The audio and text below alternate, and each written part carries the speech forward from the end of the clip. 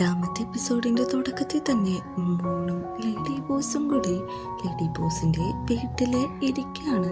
അവർ intimate ആവാൻ ശ്രമിക്കുന്നുണ്ടെങ്കിലും എന്തുകൊണ്ടോ അത് നടക്കുന്നില്ല. രണ്ടുപേർക്കും ഫസ്റ്റ് ടൈം ആയതുകൊണ്ട് തന്നെ ടെൻഷനും പേടിയൊക്കെയാണ്.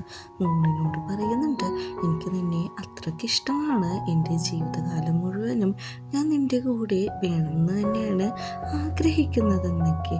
മോണിൻ്റെ അടുത്ത് ഇൻറ്റിമേറ്റ് ആവാൻ ലേഡി ബോസ് ചെല്ലുന്നുണ്ടെങ്കിലും അവൾക്ക് ടെൻഷനായിട്ട് എനിക്ക് ഉറക്കം വരുന്നു, എനിക്ക് ഉറങ്ങണമെന്ന് പറഞ്ഞിട്ട് തിരിഞ്ഞ് കിടക്കാണ്.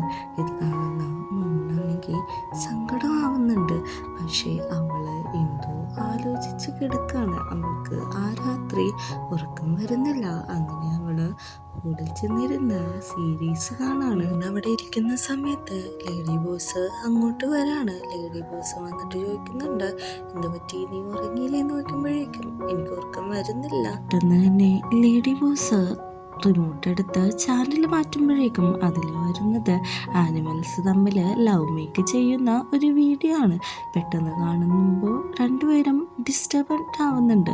പെട്ടെന്ന് തന്നെ ലേഡി ബോസ് ചോദിക്കുന്നുണ്ട്, നീ ഇതേപോലെ ചെയ്തിട്ടുണ്ടോ എന്ന് നോക്കുമ്പോഴേക്കും ഇല്ല, ഞാൻ ഇതുവരെ അങ്ങനെയൊന്നും ചെയ്തിട്ടില്ല എന്നാണ് പറയുന്നത്. പെട്ടെന്ന് നമ്മുടെ ലേഡി ബോസ് ചോദിക്കുന്നുണ്ട്, എനിക്ക് നിൻ്റെ ഒപ്പം ചെയ്യണമെന്ന് ആഗ്രഹമുണ്ട്, അതിനെക്കുറിച്ച് നിൻ്റെ അഭിപ്രായം എന്താണെന്ന് ചോദിക്കുമ്പോൾ എനിക്ക് ഉറക്കം വരുന്നു എന്ന് പറഞ്ഞിട്ട് എണീറ്റ് പോവാണ്. ആ സമയത്താണ് എറിക്ക് ലേഡി ബോസിനെ വിളിക്കുന്നത്. എറിക്ക് വിളിച്ചിട്ട് പറയുന്നുണ്ട്, കുറച്ച് ദിവസം ഞാൻ ബിസിനസ് ട്രിപ്പിലായതുകൊണ്ട് എനിക്ക് നിന്നെ വിളിക്കാനോ കാണാനോ പറ്റില്ല, ഞാൻ നിന്നെ ഒത്തിരി മിസ് ചെയ്യുന്നു, നിന്റെ ഫ്യൂച്ചർ ബ്രൈഡാണെന്നൊക്കെയാണ് പറയുന്നത്. അങ്ങനെ അവർ സംസാരിച്ച് കോള് കട്ട് ചെയ്യുന്നുണ്ട്. പിറ്റേ ദിവസം രാവിലെ ഓഫീസിലെ ഒരു കൊളീഗ് രാവിലെ തന്നെ വന്നിട്ട് ഭയങ്കരമായിട്ട് ടെൻസ്ഡായിട്ട് നിൽക്കുകയാണ്. അവളെ ആൻറ്റീനോട് ഞാനൊരു കാര്യം പറയട്ടെ എന്ന് പറയുന്നുണ്ട്. എറിക്ക് രാത്രി വിളിച്ചായിരുന്നു, മൂണിനെ ഇവിടുന്ന് ഫയർ ചെയ്യുന്നില്ല എന്നൊക്കെയുള്ള കാര്യങ്ങളാണ് സംസാരിച്ചത്. മൂണിനെ ഒത്തിരി സപ്പോർട്ട് ചെയ്താണ് സംസാരിച്ചത്.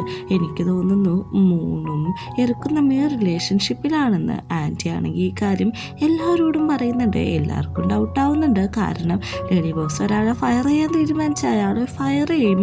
ലേഡി ബോസിനെ എറിക്കും മൂന്നും കൂടി പറ്റിക്കുകയാണ് എന്നുള്ള കാര്യം എല്ലാവർക്കും മനസ്സിലാവുന്നുണ്ട്. പെട്ടെന്ന് തന്നെ എറിക്ക് അങ്ങോട്ട് വന്നിട്ട് മൂണിനെ വിളിക്കുന്നുണ്ട്. മൂൺ വന്നിട്ടുണ്ട്, എല്ലാവരോടും നല്ല രീതിക്ക് ടേക്ക് കെയർ ചെയ്യണം, നന്നായിട്ട് വർക്ക് ചെയ്യണമെന്നൊക്കെ പറയുന്നുണ്ട്. ഈ ഒരു സംഭവത്തോടു കൂടി തെറ്റിദ്ധാരണ ഒന്നും കൂടി ഊട്ടി ഉറക്കാണ്. എല്ലാവരും അവളോട് മിണ്ടുന്നുണ്ടെങ്കിലും എല്ലാവരുടെ മനസ്സിൽ ഈ കാര്യം തന്നെ പതിഞ്ഞിരിക്കുകയാണ്. നമ്മുടെ കൊളീഗ്സ് തമ്മിൽ ഇതിനെക്കുറിച്ച് ചർച്ച ചെയ്യുന്നുണ്ട്. കാരണം മൂക്ക് നമ്മുടെ ലേഡി സാമിനോട് ഫ്ലേർട്ട് ചെയ്ത് ടെസ്റ്റ് ചെയ്ത് ചിരിക്കുന്നതൊക്കെ എറിക്കിനോടാണെന്നുള്ള രീതിയിലാണ് ഇവർ ചിന്തിക്കുന്നത്. പാവം നമ്മുടെ ബോസ് ഇതൊന്നും അറിയുന്നില്ലല്ലോ, ഈ എറിക്കുന്നൊരു ദുഷ്ടനായ മനുഷ്യനാണെന്നൊക്കെ ഇവര് പരസ്പരം പറയുന്നുണ്ട്. നെക്സ്റ്റ് സീനില് മൂന്നാണെങ്കിൽ കൂട്ടുകാരെ കാണാനായിട്ട് ചെല്ലാണ്. അവര് മൂന്നിന് വേണ്ടിയിട്ട് വെയിറ്റ് ചെയ്തിരിക്കുകയാണ്. മോഡലിംഗ് പെൺകുട്ടി മാത്രമല്ല, അവളെ വീഡിയോ കോൾ ചെയ്ത് വെച്ചിട്ടുണ്ട്. എല്ലാവരും ചോദിക്കുന്നുണ്ട്, ഇന്നലെ രാത്രി എന്താണ് നടന്നതെന്ന്. ഇന്നലെ രാത്രി ഞങ്ങൾ ഒരുമിച്ച് കുളിച്ചു, പിന്നെ ഞങ്ങൾ ഫുഡ് കഴിച്ചു, ഒരുമിച്ച് സീരീസ് എല്ലാം കണ്ടു, അത് കഴിഞ്ഞിട്ട് ഒരുമിച്ച് കിടന്ന് ഉറങ്ങി എന്ന് പറയാണ്. എല്ലാവരും ആ ഒരു സ്പോട്ടിലെത്തിയപ്പോഴേക്കും അവരുടെ സന്തോഷം നഷ്ടപ്പെടുന്നുണ്ട്. നിങ്ങൾ എന്താണ് ഒന്നും ചെയ്യാതിരുന്നതെന്ന് നോക്കുമ്പോൾ ഞങ്ങൾക്ക് രണ്ടുപേർക്കും അറിയില്ല എന്നാണ് പറയുന്നത്. ആ കൂട്ടുകാരൻ പറയുന്നുണ്ട്, ഞാൻ നിനക്കൊരു ഐഡിയ പറഞ്ഞു തരാം, നീ അത് ചെയ്യണമെന്ന്. അടുത്ത സീനിൽ ഓഫീസാണ് കാണിക്കുന്നത്. രാത്രിയാകുമ്പോൾ എല്ലാവരും ജോലി കഴിഞ്ഞ് പോവാണ്. മോണിനപ്പോൾ ഒരു കോള് വരാണ്. ലേഡി സാമിനുള്ള പാൽസിൽ വന്നിട്ടുണ്ട്, വന്ന് മേടിക്കണമെന്നാണ് പറയുന്നത്. അവളത് മേടിക്കാനായിട്ട് താഴത്തേക്ക് പോകുന്നുണ്ട്. ലേഡി സാം അപ്പോഴും വർക്ക് ചെയ്തുകൊണ്ടിരിക്കുകയാണ്. ലേഡി സാമിൻ്റെ അടുത്തേക്ക് മൂക്ക് വരുന്നുണ്ട്. നിങ്ങളുടെ ഓർഡർ കിട്ടിയിട്ടുണ്ട് എന്ന് പറയുമ്പോൾ നമുക്ക് ഒരുമിച്ച് കഴിക്കാനാണെന്നാണ് ലേഡി സാം പറയുന്നത്. അങ്ങനെ ക്യാൻഡിലൊക്കെ കത്തിച്ച് വെച്ചിട്ടാണ് അവർ ഫുഡ് കഴിക്കുന്നത്. ഓരോ സ്നാക്സായിട്ട് മൂന്നിന് വായിൽ വെച്ച് കൊടുക്കുന്നുണ്ട്. എന്നിട്ട് പറയുന്നുണ്ട്, നമ്മുടെ റിലേഷൻഷിപ്പ് നല്ല രീതിക്കാണ് ഇപ്പോൾ പോകുന്നതെന്നൊക്കെ. അങ്ങനെ രണ്ടുപേരും കൂടി ഒരു ഫുഡ് കഴിച്ചുകൊണ്ടിരിക്കുമ്പോഴേക്കും പറഞ്ഞ കാര്യങ്ങളെല്ലാം മനസ്സിൽ വരുന്നുണ്ട്. നീ ഹെസിറ്റേറ്റ് ചെയ്ത് മാറരുത്, ലേഡി സാമ എന്താണോ നിൻ്റെ അടുത്ത് ചെയ്യാൻ വന്നത് അതൊന്ന് നിൽക്കണം, അല്ലെങ്കിൽ ഒരു ലവ് മേക്കിങ് നടക്കില്ല എന്നൊക്കെ ഉള്ള കാര്യം. പെട്ടെന്ന് അത് ആലോചിക്കുന്ന ഊണാണെങ്കിൽ എനിക്ക് ഒന്നും കൂടി കഴിക്കണമെന്ന് പറഞ്ഞിട്ട് രണ്ടുപേരും കൂടി അത് കഴിച്ച് അവസാനം ഒരു ചുംബനത്തിലേക്ക് അത് മാറുന്നുണ്ട്. ആ സീനിൽ നിന്ന് കൺവേർട്ടായി അവർ ഇൻറ്റിമേറ്റ് ആവാനായിട്ട് വീട്ടിൽ നിൽക്കുന്നതാണ് നമ്മളെ കാണിക്കുന്നത്. അവരെങ്ങനെ നിൽക്കുമ്പോഴേക്കും പെട്ടെന്ന് തന്നെ ലേഡി ബോസിൻ്റെ മൂക്കിൽ നിന്ന് ചോര വരാണ്. ആണെങ്കിൽ നല്ല രീതിക്ക് പേടിച്ചു പോകുന്നുണ്ട്. പെട്ടെന്ന് അവളെ ഇരുത്തി മൂക്കിൽ ബ്ലഡെല്ലാം തുടച്ചു കൊടുക്കാണ്. ബ്ലഡ് പ്രഷർ കൂടിയോണ്ടാണിത്. എനിക്ക് പ്രഷർ കൂടിയിട്ടല്ല ഇങ്ങനെ വന്നത്, ഹാർട്ട് ബീറ്റ് കൂടിയിട്ടാണ്. എനിക്ക് ഭയങ്കര ടെൻഷൻ ഉണ്ടായിരുന്നു, എൻ്റെ ഫസ്റ്റ് ടൈം ആണെന്നൊക്കെ പറയുന്നുണ്ട്.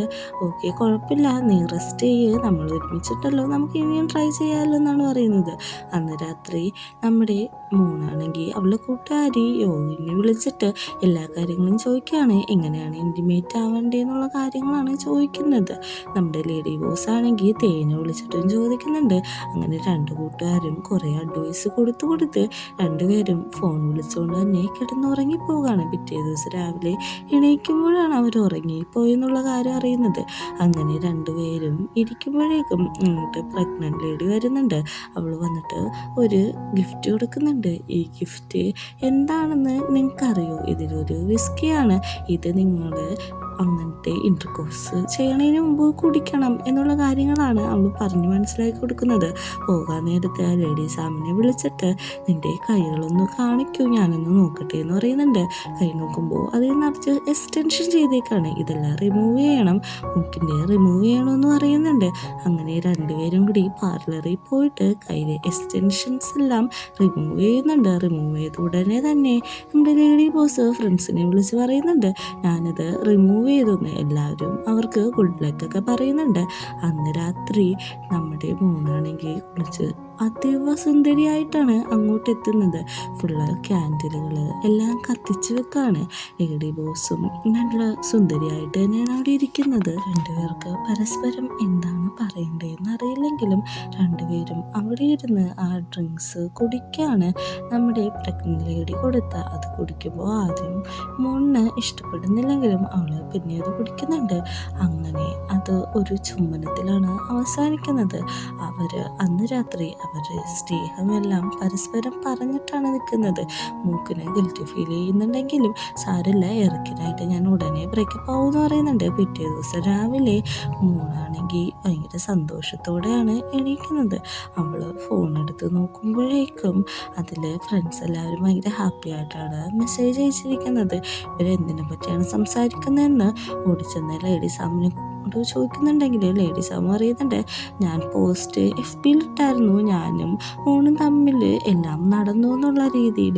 അത് അവരെങ്ങനെയാണ് കണ്ടതെന്ന് നോക്കുമ്പോഴേക്കും അവരെ ഞാൻ ഓൾറെഡി ആഡ് ചെയ്തിട്ടുണ്ടെന്നാണ് പറയുന്നത്. അങ്ങനെ ഈ സീൻ കഴിഞ്ഞ് ഓഫീസാണ് കാണിക്കുന്നത്.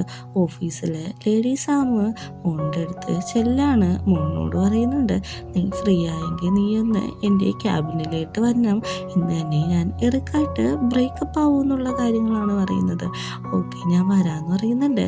അങ്ങനെ ക്യാബിനിൽ വരുന്ന മൂന്നിനോട് പറയുന്നുണ്ട്, ഞാൻ ഇറക്കായിട്ട് ബ്രേക്കപ്പ് ആവാൻ പോവാന്ന് പറയുമ്പോഴേക്കും എനിക്ക് ഗിൽറ്റി ഉണ്ട്. ഇതിൻ്റെ ഇടയിൽ ഞാൻ കയറിയോണ്ടല്ലേ നിങ്ങളുടെ റിലേഷൻഷിപ്പ് ബ്രേക്കായത്, ഞാൻ തേർഡ് വീടല്ലേ എന്ന് ചോദിക്കുമ്പോഴേക്കും കുഴപ്പമില്ല എന്ന് പറയുന്നുണ്ട്. പെട്ടെന്ന് തന്നെ ഇറക്ക് മെസ്സേജ് അയക്കാണ്, പുറത്തേക്ക് പോയാൽ എനിക്കൊരു കാര്യം സംസാരിക്കാനുണ്ടെന്ന് പറഞ്ഞിട്ട്. പെട്ടെന്ന് തന്നെ അവൾ പോകുമ്പോൾ എവിടെ പോകാമെന്ന് നോക്കുന്നുണ്ട്. അമ്മ വിളിക്കുന്നു, ഞാൻ പോകാമെന്ന് പറഞ്ഞിട്ടാണ് പോകുന്നത്. അങ്ങനെ ഇറക്കിനെ കാണാനായിട്ട് മോൻ ചെല്ലുന്നുണ്ട്. പണ്ട് ഇവരെ ട്രോളി ഒരു FB പോസ്റ്റ് ഇട്ടല്ലോ, ആ കാര്യം ഇപ്പോൾ അടുത്ത പ്രശ്നമായേക്കാണ്. ഇതെല്ലാം കൊളീഗ്സ് വീഡിയോ എടുക്കുന്നുണ്ട്.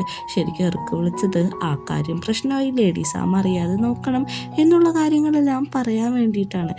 ഈ ഇറക്കാണെങ്കിൽ മോൻ്റെ കൈ പിടിച്ച് സംസാരിക്കുന്നതെല്ലാം കൊളീഗ് വീഡിയോ എടുത്തുകൊണ്ട് തന്നെ ബാക്കി കൊളീഗ്സിനെല്ലാം അത് കാണിച്ചു കൊടുക്കുകയാണ്.